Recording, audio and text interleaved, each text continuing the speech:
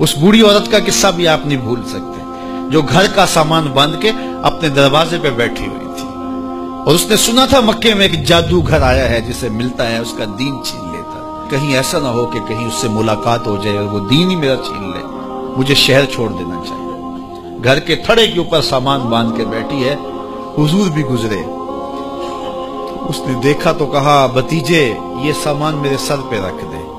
حضور نے سامان اٹھایا، دیکھا تو بوجھل تھا، وزنی تھا، اور بڑھیا کو دیکھا تو کمزور تھی، تو کہا کہ بڑھیا اگر چاہو تو جہاں چاہتی ہو میں خود نہ چھوڑا۔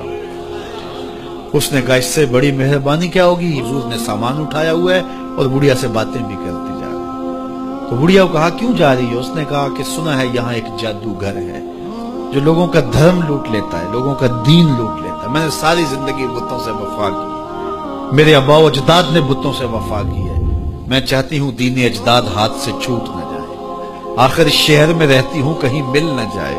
خیر حضور نے کچھ نہیں کہا، اس کا سامان نہیں پھینک دیا کہ ٹھیک ہے تم پھر جاؤ، سامان اس کا اٹھایا اور جہاں تک اس نے جانا تھا سامان پہنچایا، سامان سپرد کر کے واپس پلٹنے لگے تو اس نے کہا بچے اپنا نام تو بتا دے، لوگ کہیں گے کہ مکہ چھوڑ آئی ہو تو بتاؤں گی ایک جادوگر کے دکھ سے چھوڑ آئی ہو، تو وہ کتنا برا بھلا کہیں گے شہر مکہ کو کہ جس مکہ سے لوگ نقل مکانی کرنے پہ مجبور ہو گئے، تو میں انہیں یہ بھی بتاؤں گی کہ جس مکے میں جادوگر رہتا ہے اتنا اچھا نوجوان بھی رہتا ہے، تو تیرا نام لیا کروں گی، تیرے قصیدے پڑھا کروں گے۔